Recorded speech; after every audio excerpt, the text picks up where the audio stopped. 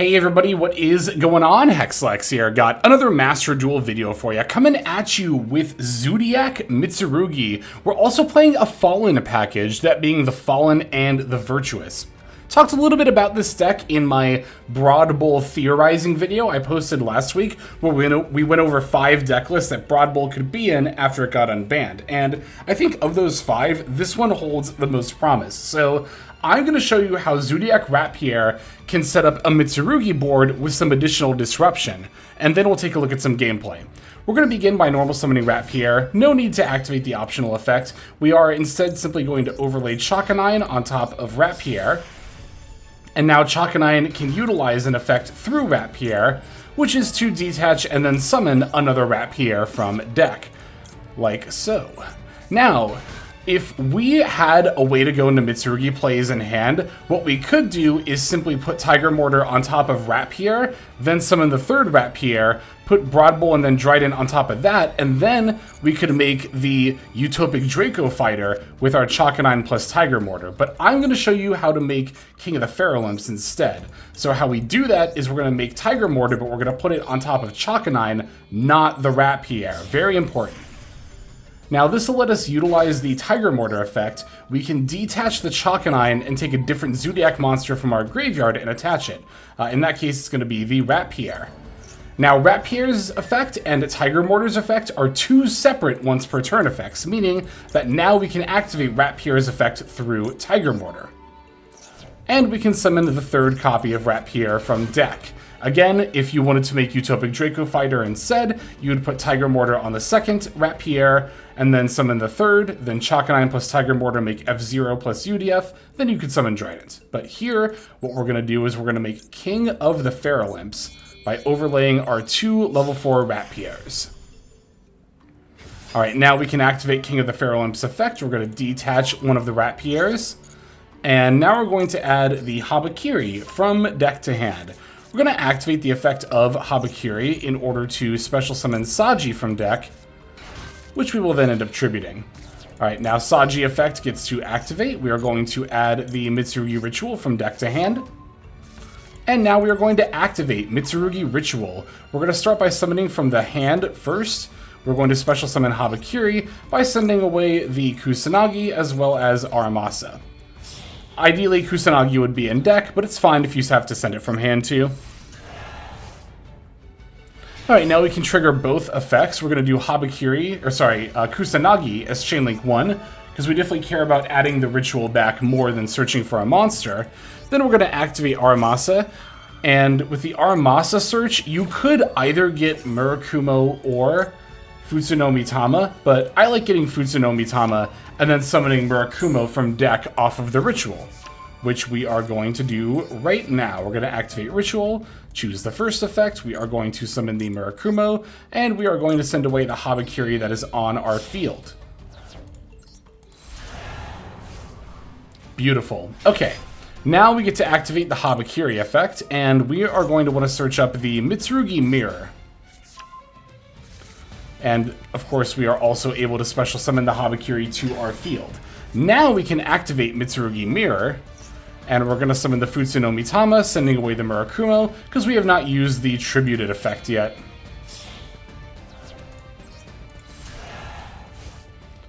Alright, there's Futsuno Mitama. Now Murakumo gets to activate. Now here you could either search for Mitsurugi Prayers or Great Purification. It really just depends what kind of an end board you want to build. If you want to end on both IP Masquerena plus Hope Harbinger, then you should add Prayers. That way you can link King of the Pharolymphs plus Murakumo into IP, and then overlay these 2 into Hope Harbinger. Or you could add Great Purification and just make either IP or Hope Harbinger. I'm going to do the latter, because I like having the Omni Negate. Alright, Murakumo gets revived to the field. And now I'm going to make the IP Masquerena, and we're going to use King of the Pharolymphs plus Habakiri in order to do so. We'll put IP right there. We cannot forget to make Dryden here at the end, but I actually like sticking Broad Bowl on top of the Tiger Mortar as well, because we don't have any more Beast Warriors to add anyway, and this will give the Trident a second material. So if it lives through your opponent's turn, you can then pop a card on your turn as well. So yeah, there you go. That's pretty much what the end board looks like. And again, if you really wanted to, you could have Prayers set here instead, and you could have Hope Harbinger instead of these two. But as mentioned, I would definitely use Murakumo to link into IP Masquerena in that scenario. That way you could revive the Murakumo at any moment with the Prayers. But like I said, I like having the optional Omni Negate, so I prefer ending on this board. But this is a pretty good example of what you can expect if you open Rapier with no other starters or extenders in your opening hand. Now that I've shown you the combo line, let me show you some gameplay utilizing both of these engines. Okay, for our first replay, we've got a pretty back and forth game up against Exosister. We're going to have to not only play through hand traps, but floodgates alike. So we are going to get to take the first turn here, opening with both 7th Tachyon and the pre-prep. I decided to begin with the 7th Tachyon here just to see if they had like an Ash Blossom, revealing number 106 to grab the Zoodiac Rapier, and we'll just put back the other 7th Tachyon. No Ash Blossom, but they do have Droll and Lockbird, so no pre-prep or Mitsurugi plays for me. However, Droll and Lockbird is also kind of one of the reasons why I began with 7th Tachyon, because even if we get Drolled, we can still end on Utopic Draco Future plus Zoodiac Trident. So rather than putting Tiger Mortar on Chakanine like I mentioned in the combo line, we're going to put it on the second Rapier instead, pull out a third one from the deck. Now we're going to go Chakanine plus Tiger Mortar into the Utopic Future. Now on top of the Utopic Future, we are going to stack the Utopic Draco Future. I think I might have called this Utopic Draco Fighter earlier by accident. I don't remember if I did or not, but sounds like something I would do. So yeah, we're going to stick Broadbull on top just to give the Trident a second material. And, I mean, it's not the best end board, but through Droll and Lockbird, it's better than nothing. We've got a Pop, we've got a Negate plus Steal, and we have an Ash Blossom here too. They're going to begin with Dimensional Fissure, so I kind of thought it might be Stun, but it turns out to be Exosister. So we're going to use Ash Blossom on the Betrayal, but it's worth noting that I could have also activated Trident and used that to pop the Betrayal as it was resolving, and then it would not have resolved, meaning they wouldn't have gotten to search. I suspect that's why they began with Dimensional Fissure, trying to bait me into using my Trident pop, but we're going to use Ash Blossom like we said. Now here they're going to equip Exosister, which can equip to any monster on the field, like of course any equip spell, but basically my opponent could detach, oh, it's 2 materials from a monster you control. I misread this during the game. So yeah, they're not actually able to detach my materials for Exceed Spell or Trap. Okay, I misplayed that one. In that case, yeah, I definitely should not have Trident popped. I thought they were going to detach my materials and then search, but in hindsight, I should have just destroyed the Dimensional Fissure. I don't care about Exosister Betrayal, but they are going to normal summon Sophia and then go into Typhone, which is really what I should have actually popped, not the Dimensional Fissure. So they're going to put back my Utopic Draco Future and then battle over the Trident. Definitely a good example of Typhone putting in some work, and why, if you have an extra slot, Typhone is always worth considering. But we definitely have plays here. The Zoodiac Barrage isn't going to be of any help, but we can go pre-prep to add the Mirror and the Habakiri. Now we're going to activate Habakiri to summon and then tribute Saji. Note that my stuff is getting banished, yes, but it's not going to impede the Mitsurugi combo line at all. If you've played any amount of Mitsurugi, you probably already know this, but yeah, the Mitsurugi cards don't really care if they get banished for the most part. Kusanagi can add cards back from the banish or graveyard, and the Mitsurugi ritual monsters just say that they special summon themselves, not that they have to special summon themselves from the graveyard. Granted, it does still kind of mess you up with stuff like prayers, but it's not that big of a deal. Their last card ends up being a Retaliating Sea, which I don't really care about at all, because my stuff is getting banished anyway, and also the Retaliating Sea won't end up going to the graveyard because of the Dimensional Fissure, so they're not going to get to search Max Sea. Of course, because of Typhoon's effect, I cannot use the board wipe effect of Habakiri, but we can still search and then summon. Now here I did misplay by going Mirror Tribute Habakiri. I was going to Tribute Murakumo, but I realized at the last second, wait a second.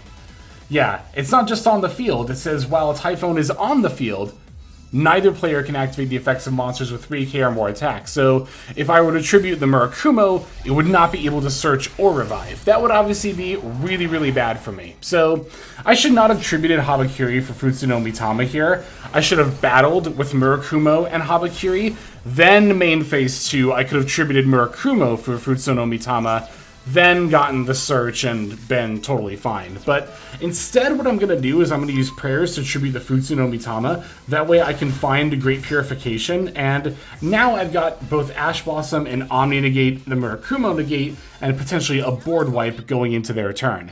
And their top deck obviously isn't going to cut it, so our opponent's going to concede.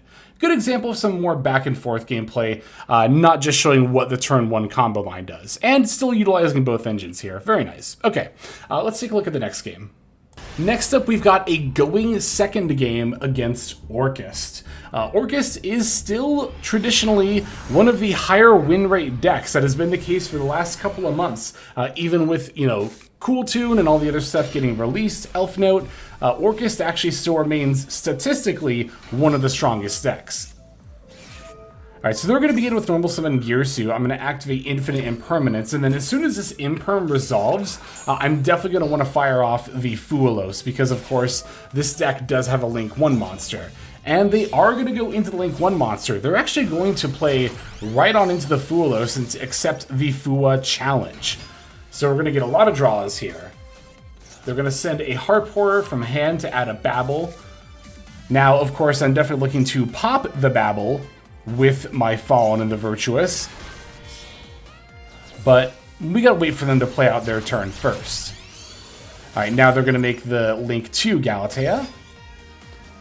Getting the Orcust Nightmare effect from the graveyard, allowing them to mill the Symbol Skeleton. Now Galatea I revives herself by banishing the Girsu, and Galatea Link 2 can put back the Girsu in order to set the Crescendo, the Counter Trap Omni Negate from their deck.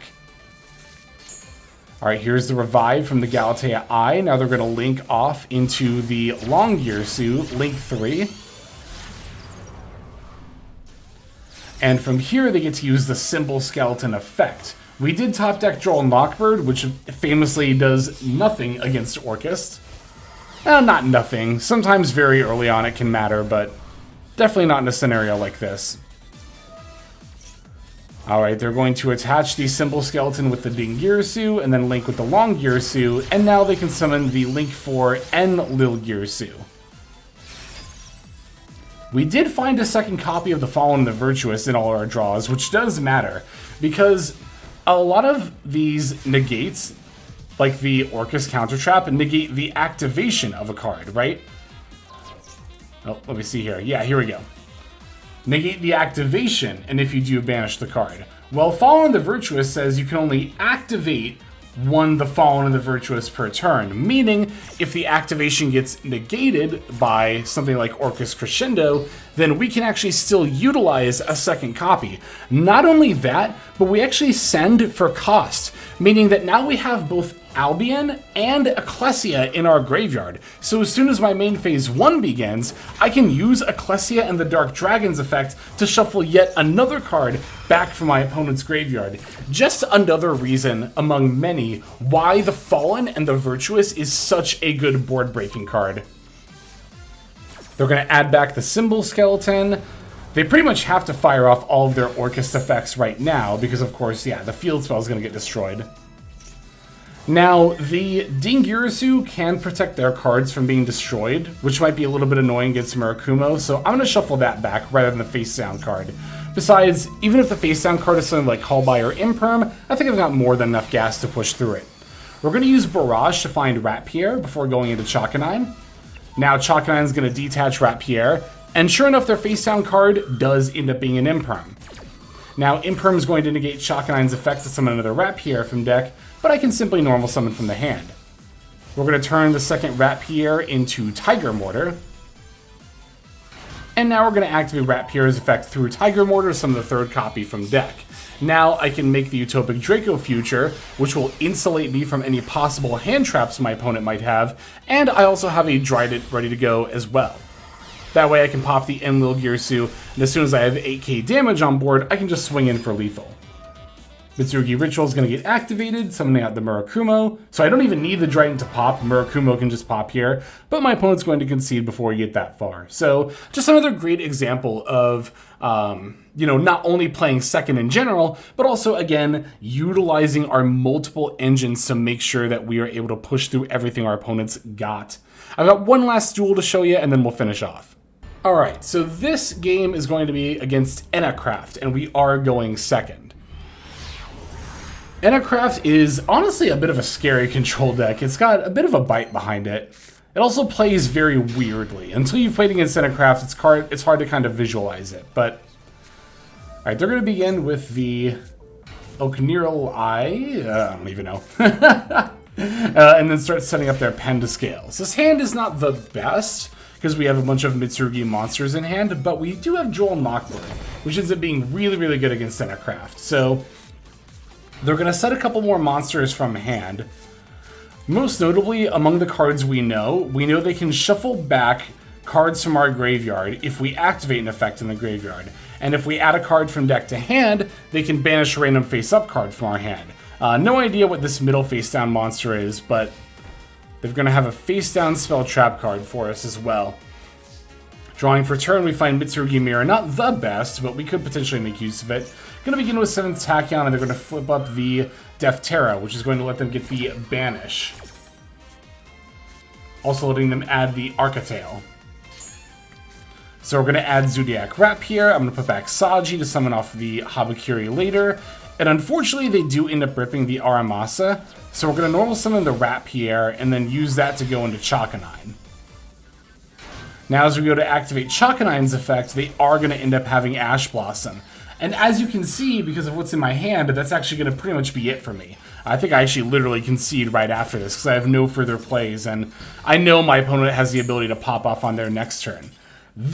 I wanted to show this replay, even though it was a short game of me losing, because it really highlights what I feel is this variant's biggest weakness. And that's the fact that your Wrap here needs your normal summon. There's a lot of games like this one where you really want to normal summon like an Aramasa. Granted, mine got banished from hand here, but if they'd banished like Kusanagi instead, then I could have potentially done something with the Aramasa. But alas, you can't normal summon both Aramasa and Wrap here, and I found while testing for this deck, that actually mattered a lot. Let's go ahead and show the deck list, and we'll talk a little bit about more of the pros and cons of this deck. Alright, here is Fallen Zoodiac Mitsurugi. Again, the Fallen comes from the fact that we are playing a playset of the Fallen and the Virtuous with Albion the Branded Dragon and Ecclesia and the Dark Dragon in the extra deck to accompany it. So, yeah, again, the idea here is that if you begin with Zoodiac plays, you can end on, at the very least, Dryden, but sometimes also Utopic Draco Future, while also setting up Mitsurugi stuff. Not only that, but if you do begin with Mitsurugi plays, you can still pivot into Zoodiac stuff, because we are also making use of the Dragalucian as well as Hope Harbinger. So that's a way to get a spell negate, but more importantly, you can also go from your level 8 Mitsurugis to then going into your Zoodiac Rapiers. Assuming, again, that you didn't normal summon Aramasa, which does end up being, like I mentioned before, the absolute biggest weakness of this deck, is that there are many, many, many turns where you really want to normal summon both of these, but you just can't. And that's really going to end up impacting, I think, this deck quite a bit. So the whole time I was playing this and even building it and theorizing on it, the biggest question you got to ask yourself is this actually better than Ryziel Mitsurugi? And I really do think that normal summon weakness comes up a lot, because of course the Ryziel monsters, you can just special summon them all from your hand, right? So that way you don't have to worry about committing your normal summon. Here, in a lot of games, it ends up being a real decision you have to make, and I'm not the biggest fan of that, I gotta be honest. So there's not only that, but also the fact that Trident is really just not the same powerhouse it was when it first came out. Especially because it's gonna have 0 attack and defense. We're not playing any other Zoodiac monsters. That means that all this represents is a targeted destruction of a face-up card. And at the end of the day, the Ryziel engine can just spit out so many more impressive endboard pieces. Not only does the detonator compare very favorably to the Trident directly, but the Ryziel engine can also set up, you know, the Eclipse Twins or other rank 4s like Exciton Knight, Dugaris, which really do end up mattering. Here we don't really have that flexibility with the Zoodiac engine. We don't really necessarily have that ability to pivot like that into other rank 4s. A lot of the time we really are just focusing on making Trident and or UDF. And while that is quite good, UDF, Trident plus Mitsurugi stuff, you know, at the end of the day, it's only slightly better than I think a Ryziel Mitsurugi end board would be, and that's through optimal conditions, right? The majority of the time, you really are going to end up on like Trident plus Murakumo in my experience. So I do also want to point out that because of Broad Bowl, you don't actually need the 7th Tachyon and Dragalucian to be able to pivot into Zoodiac. It's just another option of doing so. You can, of course, just take 2 of your level 4 Mitsurugis and overlay them into Broad Bowl. I do like having the multiple options, but you could definitely make an argument for cutting these from the main deck. Then you would have a little bit more room for like a couple more hand traps or like a 3rd Aramasa potentially. You would also free up some space in the extra deck, probably for like the number 90 if you wanted a different rank 8, or maybe a different link option if you'd rather have that instead, or another rank 4, like I mentioned, something like Exciton or Dugaris. There are definitely a number of options for a list like this, and I definitely want to explore more Zoodiac variants in the future, but this one I don't think was bad by any means. I just don't think it's quite as good as Ryziel Mitsurugi. Close, but not quite there. But definitely let me know what you think in the comments down below as well. For the time being, that's going to go ahead and do it, so thank you so very much for watching. Let's now move on to our outro, so we can also thank our YouTube members and Patreon subscribers. Hey everybody, Hexlex here. Thank you so very much for watching all the way to the very end of the video, which by the way is one of the best ways to support the channel. Speaking of supporting the channel, take a look at the names on screen. These are folks who have been so generous as to either join as a YouTube member or subscribe over on patreon.com/Hexlex to support. There's also perks for doing so. If you would like to see YouTube videos early, as well as some exclusive videos that get uploaded to YouTube, but for one reason or another I decide not to publish, definitely go ahead and hit that join button to see content early, as well as some exclusive content. If you're looking for more exclusive content, over on patreon.com, I upload exclusive videos that are not posted on YouTube just about every single day. Whether you choose to subscribe over on Patreon, join as a YouTube member, or simply continue to watch, your support is greatly appreciated. Thank you so very much. But for now, this is Hexlex. I am signing out, and I hope that you have a fantastic day.